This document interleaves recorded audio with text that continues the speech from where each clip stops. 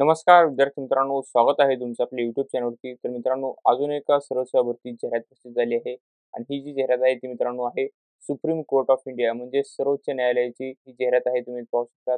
त्याचबरोबर इथे जे पद आहे ते ज्युनियर कोर्ट असिस्टंट आहे, ग्रुप बी नॉन गॅझेटेडची ही पोस्ट आहे. यामध्ये तुम्हाला लेव्हल 6चं पेमेंट भेटणार आहे, तुम्ही पाहू शकता. 35,400 हे बेसिक पे असणार आहे आणि त्याचबरोबर तुम्हाला अप्रॉक्सिमेट ग्रॉस सॅलरी ही असणार आहे. आणि त्याचबरोबर रेट ऑफ अलाउन्सेस तुम्ही पाहू शकता. HR कम्स टू रुपीज 72,040 त्या per month. Pre revised pay scale PB2 with grade pay of rupees 4,200 4,200चा ग्रेड पे असणार आहे. तसेच मित्रांनो, ज्युनियर कोर्ट असिस्टंट या पदाची अर्हता व शैक्षणिक पात्रता काय आहे ते आपण जाणून घेऊयात.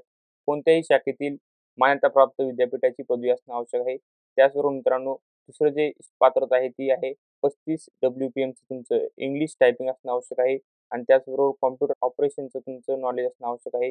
आणि एज रिक्वायरमेंट इथे तुम्ही पाहू शकता 18 ते 30 वर्षांपर्यंत ते एज रिक्वायरमेंट आहे आणि एज रिलॅक्सेशन पण भेटत आहे. तुम्ही पाहू शकता SC, ST, OBC आणि डिफरंटली एबल्ड एक्स सर्व्हिसमॅन यांच्यासाठी एज रिलॅक्सेशन वयोमर्यादा मध्ये सूट पण आहे. त्याचबरोबर मित्रांनो, इथे त्यांनी रिझर्वेशनबद्दल माहिती दिली आहे. ही सर्व माहिती वाचूनच तुम्हाला अर्ज करायचा आहे.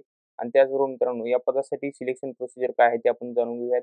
यामध्ये मित्रांनो, स्कीम ऑफ एक्झामिनेशन परीक्षेचे स्वरूप, यामध्ये ऑब्जेक्टिव्ह टाईपचे तुम्हाला क्वेश्चन विचारण्यात येतील. यामध्ये एकूण ऑब्जेक्टिव्ह टाईपचे क्वेश्चन जे असणार आहेत ते 100 असणार आहेत, तुम्ही पाहू शकता.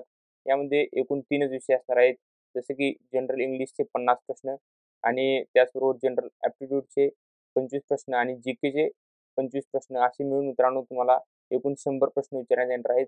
आणि यासाठी जो कालावधी असणार आहे तो 2 तासांचा असणार आहे. त्याचबरोबर दुसरी जी सिलेक्शन प्रोसिजरची प्रक्रिया आहे ती आहे ऑब्जेक्टिव्ह टाइप कॉम्प्युटर नॉलेज. यामध्ये एकूण 25 क्वेश्चन विचारण्यात येणार आहेत. हे मित्रांनो, यामध्ये तुम्हाला कॉम्प्युटर नॉलेजबद्दलचे MCQ विचारण्यात येणार आहेत. एकूण 25 MCQ असणार आहेत. तर मित्रांनो, एकूण ही 2 प्रकारची परीक्षा जी आहे ती पहिल्या टप्प्यात घेण्यात येणार आहे. यामध्ये एकूण तुम्हाला जो वेळ असणार आहे तो 2 तासांचा असणार आहे. त्याचबरोबर मित्रांनो, टायपिंगची जी कौशल्य चाचणी आहे ती मित्रांनो घेण्यात येणार आहे टायपिंग इंग्लिशमध्ये. त्याचबरोबर मिनिमम स्पीड जो असणार आहे तो 35 WPMचा असणार आहे. आणि जे मिस्टेक अलाउ आहेत तुमच्यासाठी मित्रांनो, ते म्हणजे 3% ऑफ टोटल वर्ड्स. एकूण शब्दांच्या 3% एवढ्या चुका तुम्ही करू शकता. त्यावरची चूक केल्यास इथे तुम्ही अपात्र होचाल असं त्यांनी सांगितलेलं आहे. यामध्ये त्यानंतरनं यासाठी जो कालावधी आहे तो 10 मिनिटांचा आहे.